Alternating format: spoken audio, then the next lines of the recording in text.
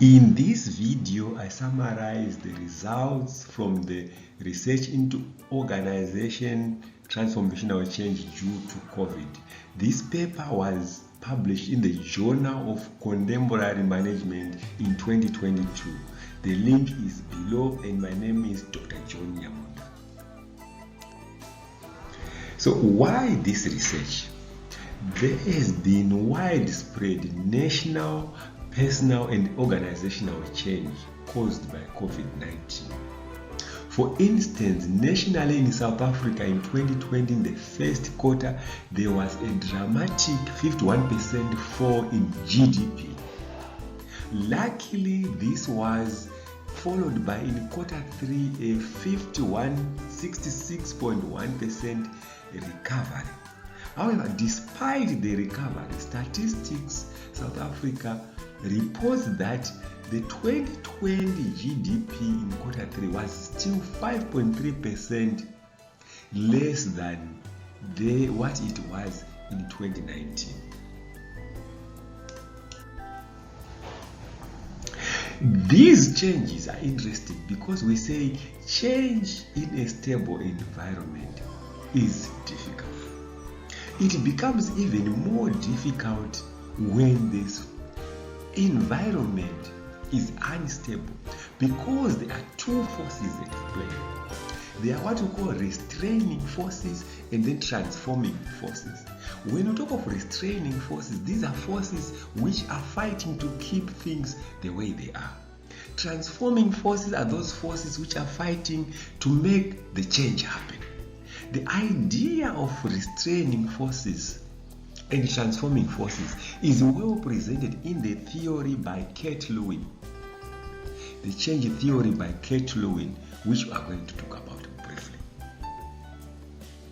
So Kurt Lewin says change occurs in 3 stages, which is the unfreeze, change, and the refreeze stages. So during the unfreeze stage, there is disequilibrium, which creates a lot of uncertainty. Therefore, leaders need to support the change during the unfreeze stage. Leaders need to manage resistance to change, which takes us to the next change stage, where there is a lot of misinformation. From our experience with COVID-19, we know misinformation is real. Therefore, in an organization, we need to have a plan to communicate effectively. We need to have a plan to engage employees, to encourage the change process. So after the change process, there is a refreeze stage where new norms are established. So we also need to have ways to sustain or encourage this, to encourage the change. The way we can do that is also to celebrate success, to support the change process. Therefore, looking at all this change terminology, what were we trying to prove? So our null hypothesis was the COVID-19 pandemic did not cause transformational change to the way organizations operate.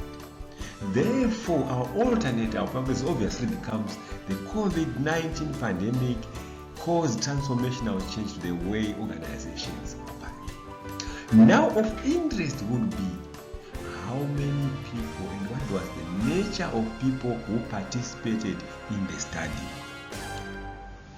So if you look here, you will see that we had 293 respondents, which is a decent number of people who responded to the survey, of which 178 were male, which is 60.75, and the rest, about 39.25, were female. You might have a question to say, why are there more males than females in our respondents population?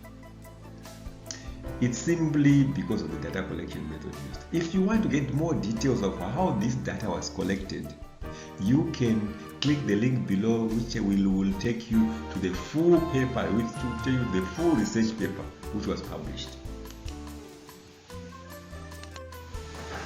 Now, so our question now is, what were the responses like? If we look here, you'll see that 70% of the people agreed or strongly agreed to the assertion that there was significant change in their organization. And if we were to remove this not applicable people who did not answer the relevant questions, you will be left with 75% of people who answered all the relevant questions said that there was change or significant change in their organization. So if there was 75%, which means only 25% did not agree to the fact that there was some change in their organization.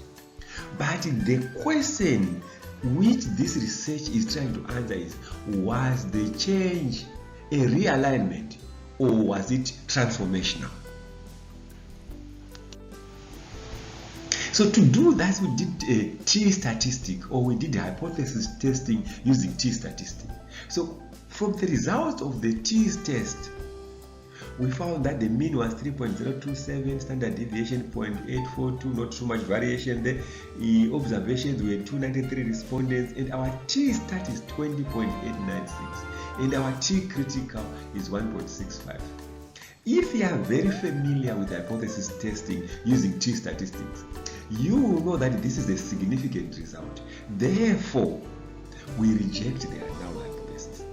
What does that mean if we reject null hypothesis? We then say COVID-19 led to a transformational change in the way organizations operate. So we say people, if we look at all the results, there was actually a significant change due to COVID-19. Why? Because our T stat is greater than T critical. Now that we have seen that there were significant results, there were significant transformational changes to organizations due to COVID-19, as managers or as leaders, what should we worry about? There are only two things I want to bring to your attention. To say, how can our culture or the organization culture be transformed to support the new processes? Because when we change the organization now, the next thing you should reflect on is to say, how can the performance management in the organization sustain remote teams? Because there are a lot of people who are now working remote, which never happened before. Thank you for listening to the summary to the published article in the Journal of Contemporary Management. If you want more details, click the link below. It will take you to the full paper, and then you can find all the other details which we just skimmed over or completely skimmed. Thank you. Goodbye.